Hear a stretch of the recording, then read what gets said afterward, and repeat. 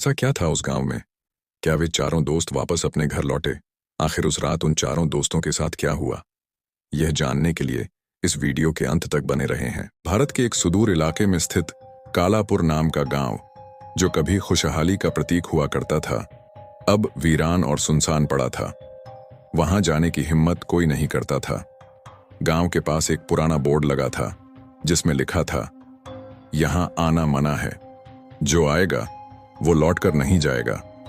यह चेतावनी किसी की भी रूह कांप आने के लिए काफी थी। लेकिन साहसी लोग हमेशा ऐसी कहानियों को चुनौती देना पसंद करते हैं। राजू, जो एक ट्रैवल व्लॉगर था, अपनी टीम के साथ डरावनी जगहों पर वीडियो बनाने के लिए मशहूर था। उसने एक दिन अपने दोस्तों अजय, नेहा और राहुल से कहा, दोस्तों, मैंने एक ऐसी जगह के बारे में सुना है जो हमारे चैनल के लिए परफेक्ट होगी। नेहा ने चौंकते हुए पूछा, कौन सी जगह? राजू ने उत्साह से जवाब दिया, कालापुर, वह गांव जिसके बारे में लोग कहते हैं कि वहां से कोई वापस नहीं आता। नेहा डरते हुए बोली, क्या तुम्हारा दिमाग खराब हो गया है? ऐसी जगह कोई कैसे जा सकता है? राजू ने हंसते हुए कहा, डरने की जरूरत नहीं है, यह सब सिर्फ कहानियां हैं। हम बस एक रात रुकेंगे और वीडियो बनाएंगे। बस सोचो कितने व्यूज मिलेंगे। सूरज ढल चुका था और उनकी गाड़ी गांव की तरफ बढ़ रही थी। रास्ते में उन्हें एक बूढ़ा आदमी मिला जो सड़क किनारे बैठा था।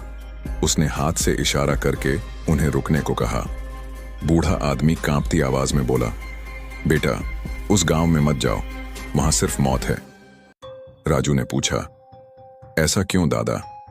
वहां ऐसा क्या है? बूढ़ा आदमी डर से इधर उधर देखते हुए बोला, कई साल पहले एक तांत्रिक ने उस गांव को श्राप दिया था। तब से वहां कोई भी सुरक्षित नहीं है। लेकिन राजू और उसके दोस्तों ने इस चेतावनी को नजरअंदाज कर दिया और आगे बढ़ गए। गांव में कदम रखते ही उन्हें अजीब सा सन्नाटा महसूस हुआ। नेहा ने घबराकर कहा, यह जगह तो सच में भूतिया लग रही है, क्या हमें यहां रुकना चाहिए? राहुल ने मजाक में कहा, यार, यह तो हॉरर फिल्म के सेट जैसा लग रहा है। जैसे ही वे एक पुराने मंदिर के पास पहुंचे, अचानक मंदिर की घंटी अपने आप बजने लगी। अजय ने चौंक कर पूछा, यह घंटी अपने आप कैसे बज रही है? यहां तो कोई नहीं है।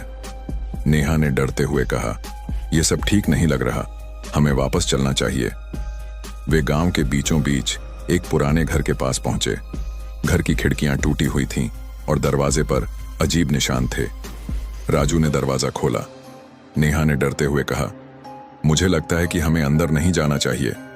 राजू ने उसे शांत करते हुए कहा, डरने की कोई बात नहीं है, बस एक रात की बात है। जैसे ही उन्होंने घर के अंदर कदम रखा, एक तेज हवा का झोंका आया। नेहा ने चौंक कर कहा, यह हवा इतनी ठंडी क्यों है? बाहर तो ऐसा नहीं था। तभी राहुल को एक पुरानी डायरी मिली। उसने उसे पढ़ना शुरू किया।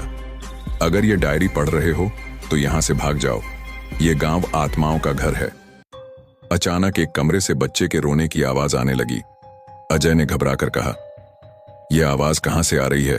इस घर में कोई बच्चा कैसे हो सकता है? तभी लाइट बंद हो गई। अंधेरे में एक परछाई दिखाई दी। राजू ने चिल्लाकर पूछा, कौन है वहां? बाहर आओ। नेहा कांपती हुई बोली, यह जगह सच में श्रापित है, मुझे यहां से जाना है अभी के अभी। आधी रात हो चुकी थी। सभी थके हुए एक कमरे में बैठे थे। तभी एक अजीब सी आवाज आई, तुम लोग यहां क्यों आए हो? यह गांव तुम्हारे लिए नहीं है। सामने एक काली परछाई नजर आई जो धीरे धीरे इंसानी रूप ले रही थी। राहुल चिल्लाया, भगवान के लिए हमें माफ कर दो, हम यहां गलती से आए हैं। वह भूतिया छाया जोर से हंसी और बोली, जो यहां आता है वह वापस नहीं जा सकता। अब तुम भी इस गांव का हिस्सा बन चुके हो। अगली सुबह गांव फिर से शांत था, लेकिन राजू और उसके दोस्तों का कोई नामो निशान नहीं था। उनकी गाड़ी गांव के बाहर खड़ी मिली, लेकिन वे कहीं नहीं थे। लोग कहते हैं कि उस गांव में जो भी रात गुजारता है वह उसी का हिस्सा बन जाता है। आज भी कोई कालापुर के करीब जाने की हिम्मत नहीं करता। कभी कभी डरावनी कहानियां सिर्फ कहानियां नहीं होती। हमें अज्ञात को चुनौती देने से पहले उसकी सच्चाई समझनी चाहिए। अगर आपको यह कहानी पसंद आई तो इसे लाइक करें और कमेंट में बताएं कि क्या आप इस गांव में जाने की हिम्मत करेंगे।